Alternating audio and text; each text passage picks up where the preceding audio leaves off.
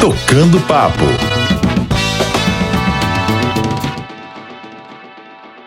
Com swing pra lá de brasileiro, misturando funk, soul, samba.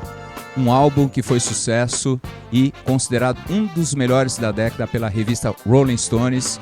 O quadro Tocando Papo tem o prazer de receber aqui William Magalhães, líder da banda Black Hill. Boa noite, William. Seja bem-vindo. Boa noite, Edu. Prazer receber aqui no programa Retrô. Prazer é todo meu. Ah, que bom, que bom. Me conta uma coisa, William. Em 77, seu pai, o Berdan, lançou o álbum Maria Fumaça. Maria Fumaça, exatamente. O que foi esse marco para a época? Bom, esse marco foi porque a banda Black Hill surgiu como uma encomenda, né? Sim. Da Warner Chappell, né? Pelo Peter Etegun, que era presidente, porque na época a Motown ela estava no auge, digamos assim, e era uma gravadora de lá, né? Independente, e estava criando uma certa inveja, né? Das outras gravadoras, né? Sim. Porque o casting dos caras era um dos melhores. Steve Wonder, Jackson 5, Marvin Gaye, né? E a Warner resolveu fazer uma encomenda mundial, né? Foi feita nos Estados Unidos também, mas foi feita em âmbito mundial, assim, para que houvesse um som que contextualizasse com aquela linguagem, mas que tivesse um diferencial. E a banda Black Hill, coincidentemente, ela trabalhava já essa mistura do funk setentista antes da Black Hill, tá? Vou falar de Dom Salvador Abolição. Que era um movimento, né? Era um movimento antropofágico, né? Que o intuito daquilo era pegar aquela cultura que acontecia na década de 70 e misturar com os ritmos brasileiros, né? E esse processo já vinha desde Dom Salvador Abolição, que é um pianista aqui de São Paulo, hoje em dia mora em Nova York, depois com Raul de Souza, e nessas três formações, meu pai sempre presente com os caras, né?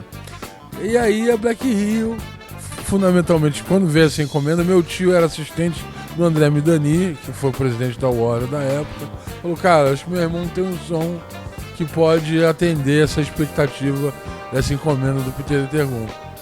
E aí foi a gravadora Warner Chappell, investiu na confecção do Maria Fumaça, esse primeiro disco, e foi para os Estados Unidos, e o Peter Etegun adorou e tal, enfim. É uma obra-prima, né? Começou a mandar instrumentos para os caras e tal. A coisa não aconteceu lá nos Estados Unidos, quer dizer, aconteceu anos depois, né? Mas não aconteceu nos Estados Unidos na época porque o Peter Etegun morreu. Entendi. Entendeu? Aí foi quando teve uma interrupção, né? Teve uma interrupção. Tá. A banda hoje ela tá completando quantos anos? Começou em 77 mesmo? 41 anos. Isso, né? 41 anos. 41 anos. E você, William, há quanto tempo está à frente do projeto? Eu tô no projeto oficialmente há 15 anos, mas na realidade eu tô há 20 anos, né, nessa pesquisa, né? Porque teve toda uma pesquisa para essa volta da banda Black Hill, né? No qual o Lúcio Trombone, que foi da primeira formação, ajudou muito a gente nos voices, né? Como se comportavam os metais da banda, né? Ajudou a gente a conseguir estudar, decifrar, na realidade, as partituras antigas, porque na realidade a banda Black Hill não deixou muitas partituras, né? Porque era um sistema de criação coletiva onde cada um guardava sua voz, sua interpretação, entendeu? Então eles não deixaram muitas partituras, então foi um processo difícil e eu fiquei uns 3, 4 anos nessa pesquisa até que a gente voltou em 2000 com o disco Movimento. Que bom, que bom. Vocês estão com um novo álbum, né? Que se chama O Som das Américas. O Som das Américas. O novo álbum da banda, recém-lançado. Conta um pouquinho das participações de todos que estão envolvidos nesse projeto. Comemorativo, assim, né? Pode-se dizer que desses 40 anos de banda Black Hill, né? E ele conta com a participação de ícones da música brasileira, né? Como Gilberto Gil, Caetano Veloso, Elza Soares, Heidi Vogel, que é uma cantora inglesa, né? Porque tem mas tem 3 músicas em inglês. Só artistas renomados, monstros, né? Só grandes artistas e parceiros históricos da banda Black Hill, né? O Gil, no terceiro disco da banda Black Hill, fez um tema pra banda, pela amizade do meu pai, por eles gostarem muito da banda Black Hill, chamado Saci Pererê, que o nome do disco virou o título da música, Saci Pererê, né? O Caetano tinha feito o Bicho Baile Show na década de 70, né? Ótimo. Que virou um disco também. Então, quer dizer, são parceiros da banda Black Hill, mas o importante, assim, o que me dá mais orgulho nessa participação, porque são músicas nossas que eles vieram cantar, né? Isso é o mais bacana de tudo, né? Isso é o mais bacana, né? Você vê o Caetano interpretando uma música composições, tudo de vocês, interpretado por eles. Por eles. Sensacional, hein, William? Pois Sensacional. Isso aí realmente é uma coisa que deixa a gente muito orgulhoso, porque eles não participam se eles não gostam da música, né? Se eles não acham a música, a letra louvável, né? Eu sou suspeito pra falar, eu ouvi o álbum inteiro, sem brincadeira, 3 vezes e queria ouvir mais, né? Então, aguarde que vocês aqui no programa vão ouvir as novidades. Me parece que vocês lançam também esse projeto em vinil. Em vinil, tá no forno, esse vinil tá saindo em setembro, aqui pela fábrica de São Paulo. E, por incrível que pareça, a Universal vendeu já todos os CDs, né? A procura de CD tá muito grande também. Cara, e numa época onde o digital, né? O digital, né? Não se fala mais em CD. Não se fala mais em CD, né? E é uma coisa que é surpreendente, né, William? Eles estão muito surpresos porque vão ter que fazer uma segunda edição. Aí sabe como é que é a gravadora, né? A gravadora hoje em dia vende disco de poucas pessoas, então já estão querendo fazer camiseta da banda Black Hill, do Som das Américas, e eu estou muito feliz com essa situação, porque na realidade o CD, o nosso objetivo do CD era para dar para as pessoas, entendeu? Então, o CD ele existe hoje em dia para o artista como um cartão de visita. Sim. O vinil, posteriormente, quer dizer, em contrapartida, o vinil já vira uma coisa mais cara até, né? Assim, sim. É o colecionador, é o seguidor da banda, o DJ, exatamente. Então o vinil ele é até de uma certa forma mais cultuado hoje em dia. Mas eu acho que fiquei surpreso e eles também estão surpresos. Cara, eu vou dizer que vai ser um estouro a venda do vinil também, você vai ver. Acho. Vai ser um estouro. Tem previsão de lançamento? A previsão de lançamento dele sair é em setembro. Então a gente está elaborando isso, né? Inclusive, você é uma das pessoas que pode nos ajudar. Vamos estudar. Vem novidades, galera. Aguardem, hein? Vamos guardar essa informação para depois, né, William? Bom, quais foram os artistas que influenciaram o William Magalhães, não somente no Brasil, como internacionalmente falando? Bom, em toda a sua carreira, enfim. Eu posso considerar o seguinte, eu estava contando uma história sobre assim, o fato de eu ter entrado na música, né? Obviamente que foi pela presença do meu pai, que era um excelente músico, arranjador, compositor, e o trânsito dele era muito interessante, porque meu pai, na época entre 80 até meados de 90, ele fazia parte do naipe do Lincoln Olivetti e Robson Jorge, que eram os arranjadores que escreveram basicamente toda a música monstros, brasileira. né? Dois monstros. E ele me levava com 10 anos de idade para ir ver a gravação. Você já bebia da fonte, né? Festa do Interior, da Gal, né? Rita Lee, enfim, eu desde muito novo comecei a conviver com essa gente, né? A participar da música. Então, dentro da música brasileira, eu sou fã de quase todo mundo dessa época, né? Rita Lee, Gal Costa. Você trabalhou com muita gente, Caetano, né, William? Eu também trabalhei com muita gente. Então essa rapaziada toda, assim, eu posso dizer que são os artistas inspiradores. Porém, em nível de composição, eu sempre gostei muito do Tom Jobim, né? Né? Tom Jobim, Gil também, poderia dizer o Caetano também, que é um grande letrista. Mas tem várias composições. A fila é grande, né, dos prediletos, né? É aquela história do meu top Buarque, 10 que passa de 1000, né? Exatamente, o Chico Buarque também é um cara que eu tenho uma profunda admiração, né? Uma poesia muito rebuscada, enfim. Então tem esse lado, assim, de toda uma música brasileira que eu acompanhei, de grandes artistas, né, os principais, eu diria que esse naipe do Lincoln Olivetti só gravava com os principais. E teve uma gravação muito, muito inspiradora, que foi a gravação do Palco, que eu participei vendo os caras gravando metais do Palco, né? Nossa, Que é um arranjo belíssimo sensacional. do Lincoln Olivetti, né? É uma coisa assim que... no estúdio Liminha, que era o produtor, com quem eu trabalhei também muitos anos e tal. Então, pô, fica difícil falar do Brasil, né? Quando eu vi aquilo ali, Gilberto Gil cantando, eu falei, nossa, que supremacia brasileira musical internacional. Né? O Palco, ele chega a lembrar um pouco o Earth, Wind & Fire. É um gênio. Sim, ele teve participação, inclusive, né? Ele teve participação.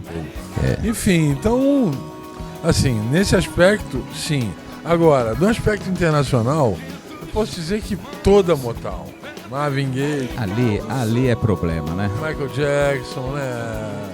Diana Ross, essa rapaziada toda, realmente eu sou um grande admirador de música black americana, sou influenciadíssimo, o som da Black Rio tem essa influência também, né? Sim. Tem essa influência na sua essência, né? Acho que a questão da Black Rio foi justamente absorver esse som, acrescentar uma linguagem muito brasileira, no qual os próprios gringos reconheceram esse valor. Eles conseguiram identificar a Black Rio como uma espécie de avatar da música black, por conta dessa fusão do funk com o samba, entendeu? Então, assim, é uma coisa assim que realmente já veio gente dos Estados Unidos, várias pessoas vêm dos Estados Unidos para me conhecer, para poder fazer trabalhos, né? Eu produzi o disco da Alessandra Jackson, que é uma cantora americana muito boa, a própria Heidi Vogel, né? Que é uma cantora também inglesa, sensacional. Então, assim, eu não posso dizer que eu não sou muito influenciado pela música americana. Porém, como manda a cartilha da banda Black Rio, na questão antropofágica, na questão da fusão, eu também sou fã da música brasileira em si, do samba, né, do baiano. Por isso vocês têm toda essa fusão, né? Pois é, a fusão. Então, assim, eu sempre fui, assim, principalmente depois que eu assumi a gestão da Black Rio, dessa nova Black Rio, eu fui, assim, obrigado a construir um acervo de música brasileira. Então eu sou um pesquisador também. Sim. Pessoa que está sempre pesquisando. Sempre e trazendo novas coisas, né, William? Trazendo novas coisas. Porque essa história do mesmismo que muitas vezes a gente vive, isso cansa, né? Cansa, eu acho que não traz da novidade. Eu acho que a música ela tá em movimento, né? Sim. Então ela acompanha o tempo. Então eu acho que as novas tendências e tecnologias que são usadas na música são fantásticas. E fantásticas, entendeu?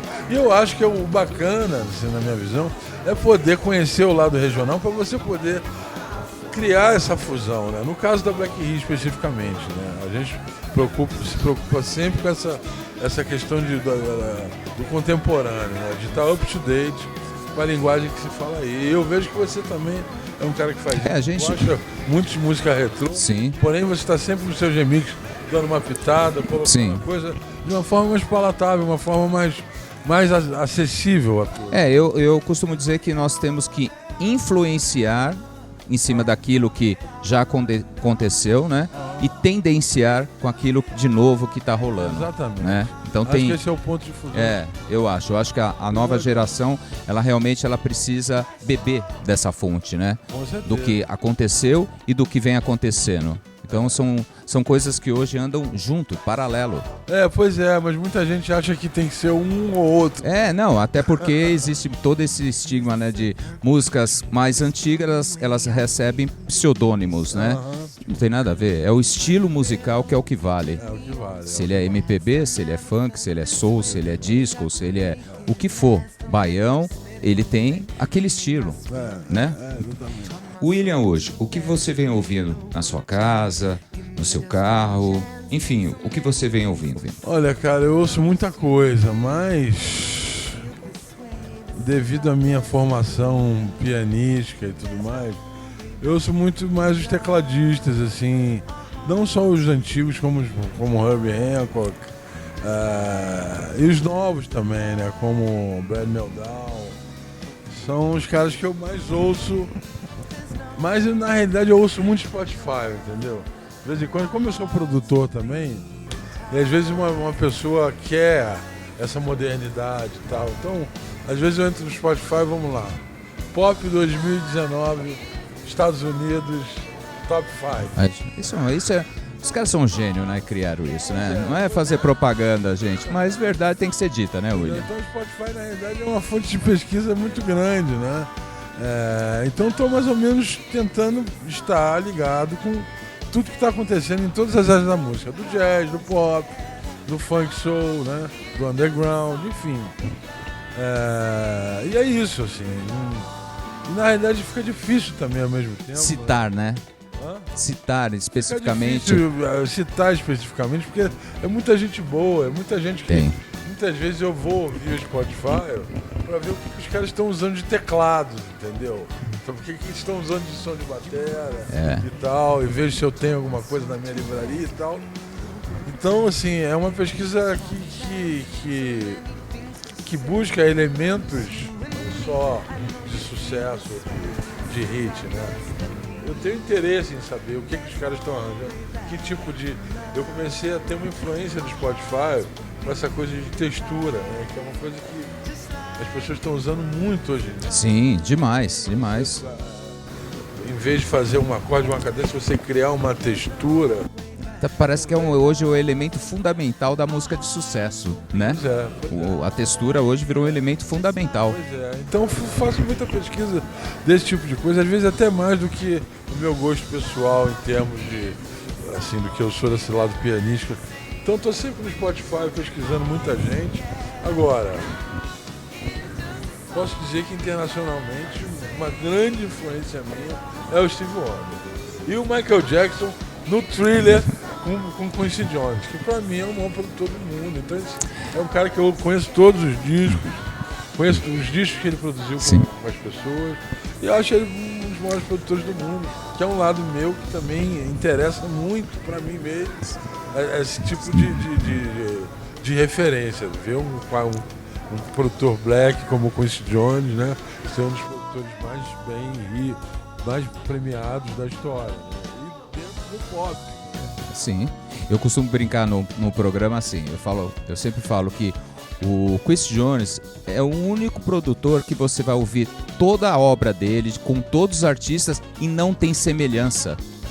Ele produz Roger Johnson, Chaka Khan de uma forma, Michael Jackson de outra, enfim, cada um com um perfil, né? Então é o que você falou mesmo, é um gênio, né? Uma história que quando ele gravou aqui o Bring of the Night com o Jorge Benson, ele falou: Jorge, só quero uma coisa tua, subserviência total na hora da produção, só vai tocar guitarra. Só toca, deixa o resto comigo. Deixa o resto comigo. William, o que você tem achado do mercado musical brasileiro em geral? Posso falar a verdade? A verdade. Eu acho que é o seguinte, que o mercado brasileiro, ele é muito rico, né? Assim, se a gente for pegar o número de pessoas que existem fazendo música de qualidade, é muito grande. E, em contrapartida, eu acho que é um mercado que ele sofre pela questão cultural, né? Por que eu falo de questão cultural? Eu acho, assim, que o brasileiro, comparado aos povos que têm mais fundamento cultural, tipo Europa, Estados Unidos, não existe monopólio de nenhum estilo. O country tem milhões de pessoas, né? O hip hop tem... Hoje em dia o hip hop é o primeiro mercado do mundo, né? Sim. O hip hop está na ponta, mas existe o country, que é milionário, existe o folk, existe o rock. Exato. E o que eu acho que o que acontece no mercado brasileiro é que essa massificação de sertanejo, eu não tenho nada contra a música sertaneja, mas eu acho que fica parecendo uma estratégia meio mafiosa. Acho que nós nunca vivemos uma fase tão... falar português, claro, música chiclete como nós estamos vivendo na atualidade, né? Isso é porque hoje a música não é lançada mais em vinil, por isso que eles têm que lançar vários produtos. Não vejo isso. Até porque nós temos conhecimento fora do Brasil, né? Vamos citar fora do Brasil, não que o Brasil não tenha riqueza, tem muito. Olha aqui um exemplo do nosso lado. Mas o que acontece é que, na verdade, a cabeça do pessoal lá fora, eles estão sempre em busca um novo, porém um novo com conteúdo. Com certeza. Tanto é que na Inglaterra o underground é protegido por um comitê de pessoas, entendeu? E pelos próprios artistas. O underground, o que é underground? Por que ele é protegido? O underground que vem de novas coisas. Sim, exatamente. Então eles têm essa consciência. Exato. Não tem underground. Tem upground. Sacou? Pago. Tem isso. A gente sabe que tocar um jabá de uma mix, né? É 100 mil reais por mês, entendeu? Então ninguém tem esse dinheiro pra ficar pagando lá 3 meses de jabá. Mesmo assim, às vezes a música não implica. E não convence, né, William? Não convence em nenhum aspecto, né? Rica faria sucesso. É verdade. Bom, pegando o gancho disso, obviamente a banda Black in Rio, ela tem um sucesso muito grande na Europa, ela é muito reconhecida fora. No Japão. E no Japão, nos Estados Unidos. Hoje, você pode dizer que o maior número de fãs internacional está em qual país? Eu vou te dizer que Estados Unidos, Inglaterra e Japão. Nos três? Nos três. Incrível, né? Pois é, o número de acesso nos Estados Unidos é muito grande, que é o maior mercado, né? E esse ano, finalmente em novembro, nós vamos estar tocando, né, num festival. Não só um festival, vamos tocar em São Francisco, vamos estar tocando em Nova York, vamos fazer uma mini turnê nos Estados Unidos. É a primeira vez que a gente faz, porque houve essa notoriedade de lá, né? Que maravilhoso, maravilhoso. Eu ia inclusive perguntar isso, vocês já estavam com datas marcadas, então mais pro final do ano, então. Final do ano, em novembro. Europa a gente já... Na Europa eu freguei. Você já... Segunda casa, né? Em 2012 a gente tá indo lá e é um frenesi, assim. É uma coisa impressionante. E aí vem essa questão cultural, entendeu? Eu, por exemplo, quando toco na... Conquistar o público europeu é começar tocando 4 músicas instrumentais. Que é uma coisa assim que... Exatamente, né? Aqui a gente toca também, mas lá as pessoas, assim, têm uma admiração pela música instrumental, né? Pela música cantada também. Mas entendem culturalmente. E sabem valorizar, né? Sabem valorizar. Eu acredito, William, eu sempre falo isso, eu tenho com os meus amigos DJs, que a gente está num momento de transição. É aquele ciclo, sabe?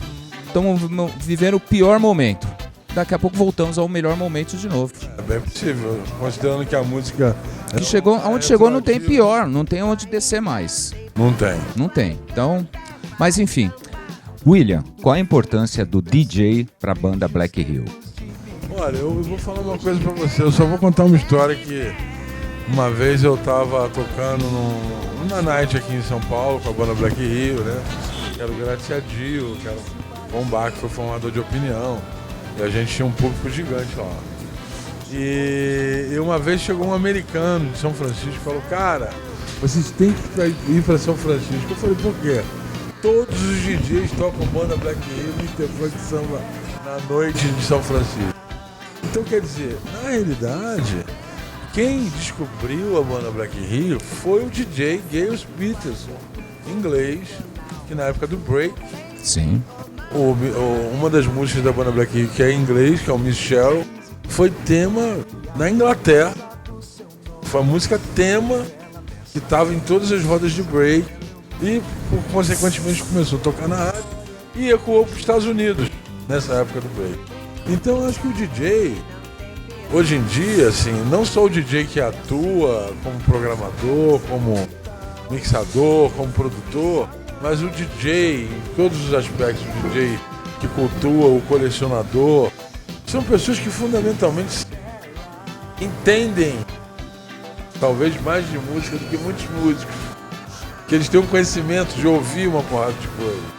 Então às vezes o cara sabe quem tocou o baixo na música tal, do Steve Wonder, sabe quem tocou a batera, conhece todas as músicas do Steve Wonder. Entendeu? Então, esse tipo de coisa que eu acho que foi muito importante a entrada do DJ no mercado, E o fato deles terem os caras da noite que tocam nossas músicas. Os que se identificam, os que estão numa balada onde ele veja o espaço, no caso de São Francisco, a banda Black Hill toca lá junto com outras coisas do mundo atual, entendeu? E isso é uma coisa que realmente eu sou obrigado a dar muito valor ao DJ, nesse sentido de divulgação e no sentido de transformação, que é o teu trabalho, assim, que consegue pegar uma coisa retrô, misturar com uma linguagem moderna, pensar, né, nessa coisa que gera o novo, né, que gera, na realidade, o DJ está sempre trazendo uma novidade. O que eu vejo hoje em dia, cada vez mais o DJ está tendo esse poder de não só imprimir uma realidade tecnológica e de timbres diferenciada, como ao mesmo tempo vir pegar toda essa questão da releitura e misturar com isso. Isso é o que você está dizendo é uma grande realidade no mundo, né? No mundo. Hoje o profissional que tocava atrás da cortina, hoje ele se tornou realmente uma referência, porque ele consegue trabalhar em obras inesquecíveis, né? Transformando uma coisa maravilhosamente inédita, né? Contemporânea. Acho isso muito bacana. Eu respeito muitos DJs por causa disso. E o novo álbum, tem uma intenção de ceder alguma faixa para algum DJ fazer um remix? Com certeza. Com certeza. Isso é uma coisa esperada e cobiçada já por alguns DJs. É, né? É. Aí, galera, fica atento, hein? Fica atento que vem novidades por aí. Vem muitas novidades por aí. Você já tem alguma coisa já sendo trabalhada em estúdio? Não, por enquanto não. Por enquanto eu tô querendo que alguém venha propor uma coisa assim, né? Você tem um projeto também que se chama Black Beatles, né? É o Black Beatles. Conta um pouquinho. Na realidade, eu sempre fui muito fã do George Martin, que era o produtor dele, né, o Sgt. Pepper. Mas também fã dos caras, obviamente. Paul McCartney, pra mim, é um ícone e tal, John Lennon. Enfim, e eu quis fazer uma coisa assim. Vamos pensar em como a banda Black Hill veria os Beatles, né? Como a banda Black Hill seria tocando com os Beatles, entendeu? Então o Black Beatles é justamente isso, é uma espécie de subversão do rock tradicional dos Beatles para uma linguagem mais funk soul, mais hip hop, mais contemporânea. E é um trabalho que está tendo uma super aceitação, não tanto dos fãs ortodoxos dos Beatles, mas de quem gosta de Beatles, de uma boa, tá curtindo Black Beatles. E quem não gostava de Beatles, quando ouve Black Beatles, passou a gostar. É um projeto muito interessante. Eu odiava Beatles, né? Eu ouvi o Black Beatles, porra, o Black Beatles é demais, entendeu? Então é assim, é essa subversão minha, é um trabalho que, assim, eu penso nessa questão musical da Black Hill, mas na verdade é um trabalho que os membros da banda Black Hill nem estão tocando nesse trabalho, são outros músicos, sacou? Que compraram a ideia e a gente fez esse projeto e está tendo uma super aceitação, assim, pelos músicos, antes de mais nada, né? Alguns críticos já falaram bem, a gente tem feito os programas de rádio, já fizemos alguns shows, estamos programados para fazer o Blue Note também aqui em São Paulo e tal. É um trabalho gostoso, assim, bacana, de realmente estar trilhando e junto com obras inesquecíveis da história, né, dos Beatles, só que dentro de uma linguagem mais contemporânea. Um bate-bola, hein? Uma música. In the Stone. Um livro. Movimento Black Hill, já Otávio Sabadelli e Luiz Felipe. O que comer? O que comer? Eu gosto de tanta coisa, mas comer comida saudável, se possível, né? Viagem? Estados Unidos. Califórnia. Felicidade? Meu casamento atualmente, minha vida atual, minha esposa que tá ali. Tristeza? A morte do meu pai, eu com 19 anos. Família? Totalmente família. Sou um cara profundamente familiar, com todos os parentes, graças a Deus. Deus. Sim, Deus, sou espírita, acredito muito em Deus. Tô sempre conversando com ele muito, todo dia no mínimo. Brasil. Muita esperança na mudança, gosto do Brasil. Tive várias propostas para morar fora. Ano passado eu recebi um convite para morar na França. Mas nessa época que eu tocava com o Gil, eu conheci tanto o exterior para saber que o Brasil é o melhor lugar para se viver. Quais são as datas dos próximos shows no Brasil? Eu tenho a impressão que agora, dia 18 de setembro, a gente vai ter um Blue Note. Blue Note. Casa maravilhosa, né? É, exatamente. Uma casa, o Blue Note de São Paulo, realmente ele atende e toda vez que a gente toca lá, bomba, né? Então o pessoal tá muito fã da gente, da banda daqui, os donos do estabelecimento. Então tem esse dia 18 no Blue Note. Tem umas coisas marcadas para novembro, em Sesc, vamos fazer o Sesc 16 de maio, tem também o Sesc Itaquera, mas eu não sei as datas de cabeça. E em breve o lançamento do disco em vinil, né? E em breve o lançamento do disco em vinil. Estamos criando estratégias para poder... Vamos lançar um clipe agora, recentemente. Vai ser lançado um clipe logo posteriormente, né? Assim, já o clipe já está pronto. E estamos trabalhando a divulgação do disco, entendeu? Fechando muitas possibilidades, com muitos parceiros. Estamos trabalhando com a Lucas Show também, que é uma produtora respeitada do Herbert, lá do Bourbon Street, né? Eu também tenho um trabalho de produção também, né? Eu produzo muito. Sim. Você produz várias pessoas, né? Artistas novos, artistas já renomados. Né? Produzi 2 faixas agora do disco novo da Marinha, né? Eu tô aí, sempre sendo requisitado, graças a Deus. William, foi um prazer em receber no nosso programa. Todo mesmo.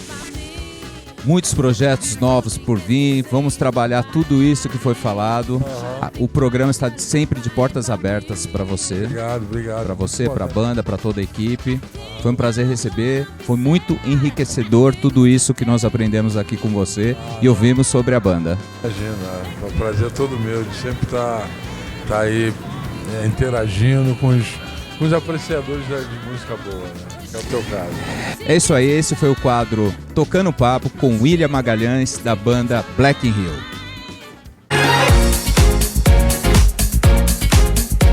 Tocando Papo.